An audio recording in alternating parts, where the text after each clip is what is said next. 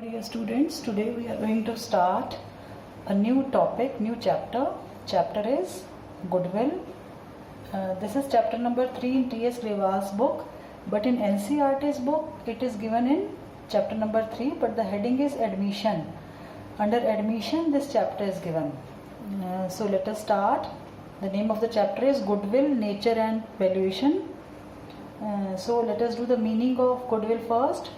Goodwill refers to the reputation of a business which enables us to earn relatively more profits as satisfied customer will come again and again in future.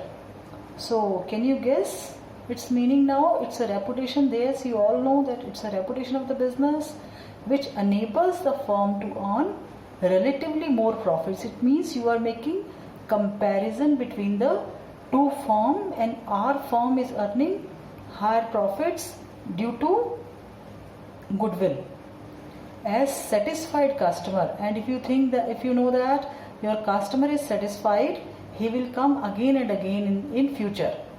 So this is our goodwill, the reputation of the business which enables a firm, which helps a firm to earn higher profits, and if the customer is satisfied, he will come again and again, and obviously you will be able to retain your old customers, and through that you will be able to earn higher profits.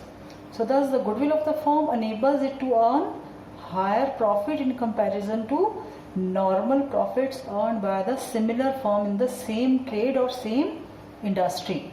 So when you are earning higher profits than the similar firm in the same industry, like for example, you can take one example for this. Suppose there are two firms.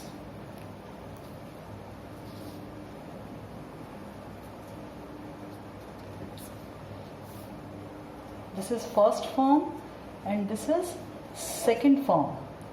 Suppose they have invested, partners are ABC in this firm, and in this firm partners are PQR. Suppose this firm has invested rupees 10 lakhs into the firm, and by investing 10 lakhs into the firm they are being able to earn a profit of, let us say, 2 lakhs.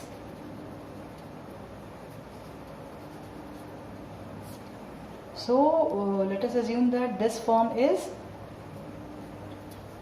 in the industry for the last 10 years, and suppose this is PQR, a firm with partners PQR. This is a new firm. They have invested let us say 25 lakhs and are able to earn a profit of rupees 2 lakhs. And this is a new firm, so just last year they enter into an industry. So what is happening in this case? Both are earning same amount of profit, but they are earning same amount of profit with less capital, and they are putting higher capital. So we can say that firm ABC is better than this firm. Why is it so? Because it's an old firm. They are having goodwill. They have earned goodwill. In the initial year, they might not be having this much profit. It is quite possible that they might have suffered losses in the initial years of their business, but now they are doing business successfully. Now, nature of goodwill. Goodwill is a fixed asset, and under fixed asset, it is an intangible asset. Why this is an intangible asset? It is an intangible asset because you cannot touch it, you cannot see this, only you can feel, and businessmen feel proud of having goodwill. Yes, next, let us do the next content. Next content is characteristics of or features of goodwill. Now the first characteristics of goodwill is a intangible asset. So this we have already done in the nature of goodwill. Intangible asset means like patents, trademarks, copyrights. It is an intangible asset But one important thing about this is you cannot charge depreciations, because we just said that it is a fixed asset also. So on fixed asset like your machinery or furniture, we used to charge depreciation, but no depreciation will be charged on goodwill. Now the second feature is it does not have any existence separate from that of an enterprises. Yes, it means that the goodwill of the firm is associated with the enterprise, associated with the business. If business changes, then the goodwill of the firm will also change. Now next is, third is, goodwill is subject to constant fluctuation. See, why goodwill is subject to constant fluctuation? If businessman is able to earn higher profits, if businessman is earning higher profits, it means more goodwill. But if businessman or a partnership firm is unable to earn higher profits in a particular year, then its goodwill will go down. So it depends upon the profit earned by the firm. So it's not like that the goodwill is constant. No, it will keep on fluctuating, it will keep on changing. Exact valuation of goodwill is not possible. Why exact value of goodwill is not possible? Because there are many factors on which goodwill depends. Like for example, what kind of goods business is producing, risk involved in the business, then government intervention, government regulation, political stability, degree of competition. We'll be doing in the next section, this section. So the exact amount of goodwill cannot be determined. Now subjective valuation. Now what is the subjective valuation? See, when you value your goodwill, normally we used to call an evaluator who used to value the goodwill. So if a particular evaluator is calculating your goodwill as, let us say, 5 lakhs, and if you call another evaluator, he can evaluate your goodwill as 6 lakhs. So there can be variation in the valuation of goodwill between two evaluators. So their personal judgment, the biasness factor will come when you are valuing the goodwill. It helps in earning higher profits. Yes, it is there that whenever you are having goodwill, you are enjoying goodwill, then in that case you will enjoy the higher profits. Higher the goodwill, higher the profits of the firm will be, or vice versa. Yes, now the next section is factors affecting valuation of goodwill. So this is also important from one marker's point of view. In boards normally they used to ask one marker questions from these section. Now the first is location of the business. Now if the business is located in the heart of the city, like for example if it is in Sadar or it's in Sanjay Place, if it is located in the heart of the city, then obviously the goodwill of the firm will be more. Now nature of business. In this, if suppose business is producing items of daily needs. Daily needs means your soap or shampoos, toothpaste. So in that case, business will have a high demand of their products and goodwill will be more. But if suppose business is producing some machinery, in that case the goodwill of the demand of the product will be very rare, and the goodwill may not be high in that case.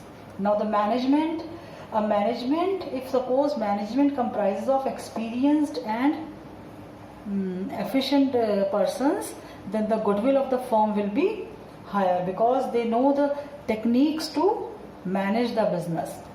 Longevity of the business means and older the business, more will be the goodwill. Like for example, the goodwill of the firm which was established 10 years back will be more as compared to the goodwill of the business which was established 2 years back. So the older the business, the higher will be the goodwill. Possession of license and patents.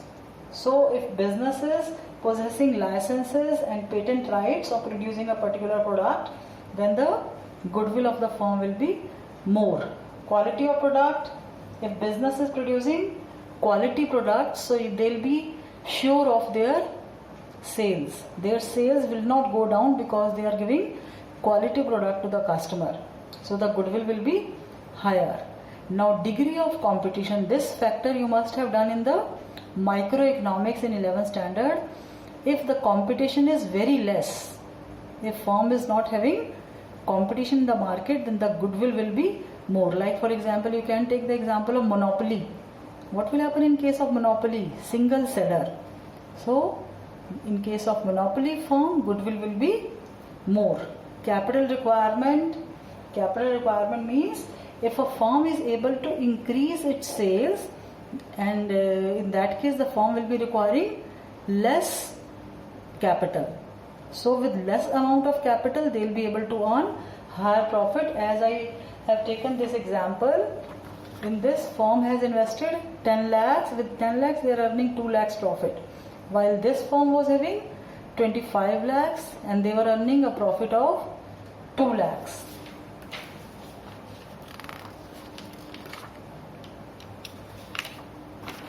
Now this is also important. Type of goodwill, there are two types of goodwill. First is self-generated goodwill and purchase goodwill. Now let us try to understand the meaning of self-generated goodwill. If suppose we are talking about an old firm, so in the initial years they might have suffered loss and gradually they started earning profits, and they gained experience also, experience of running the business. So gradually they earned the goodwill. So this is known as self-generated goodwill, which business will be able to earn over a period of time. And what is this purchase goodwill? This is a ready-made goodwill which business has purchased either through cash or in kind. So normally this happens when you are buying a running business of some other firm. Now there is an important concept relating to this, which is known as, there is an important accounting standard relating to this, which is accounting standard 26. So normally in one marker this used to come, like for example, what does this accounting standard 26 stands for? So it stands for goodwill, concept of goodwill, purchase goodwill. So let us see what is there according to this standard number, accounting standard 26. So according to this standard, it states that goodwill should not be recognized in the books of accounts unless consideration is paid for it. It means that if suppose firm has earned self-generated goodwill. So self-generated goodwill means over the year, over 10 years or 15 years you are being able to build up your goodwill. In that case you won't be able to record it.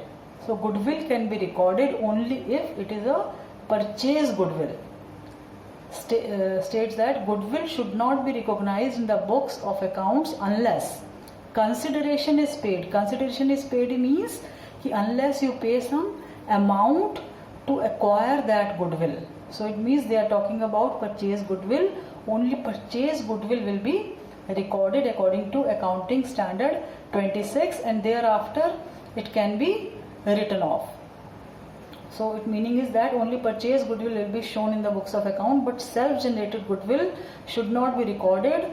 Why self-generated goodwill should not be recorded? Due to subjectivity in its valuation, because otherwise what will happen? Firm can, while valuing the goodwill, there will be a subjectivity, personal judgment, personal biasness of the valuer will come while valuing the self-generated goodwill. And moreover, you cannot debit your hard work. You cannot write this entry, hard work account debit to cash or efforts account debit to cash. That you can't make, but you can make this entry if you are paying for goodwill account debit to cash. So therefore this is the important concept, only self-generated goodwill will be recorded in the books. Now see the next concept, need for valuation of goodwill. Now this is very important point, why you need to value the goodwill. So whenever mutual agreement or mutual rights of partner changes. Whenever there is a change in their mutual agreements, mutual deed, or whenever there is a change in some changes in the rights of the partner, then in that case you have to value the goodwill. Now the first is change in profit sharing ratio. So what is the meaning of change in profit sharing ratio? For example, there were three partners A, B, C sharing profits in the ratio of, let us say, 3:2:1. Now they decided that they want this profit sharing ratio to be changed from this to 1:2:3. So they can easily change by making changes in the partnership deed, but they have to value their goodwill. Then only they'll be able to compensate the gaining partner, compensate the losing partner. Yes. So whenever there is a change in profit sharing ratio among the existing partner, whenever a new partner is admitting into a firm, whenever admission of a new partner is there, retirement of death of a partner is there, sale of business, if you want to sell your business, in that case also you need to value your goodwill.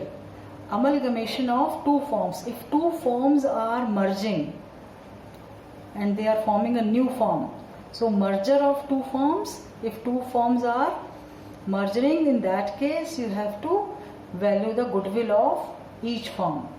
When a partnership firm is being converted into a company, so these are the situations of valuing the goodwill. And point number 1, 2, 3 are also known as reconstitution of partnership firm.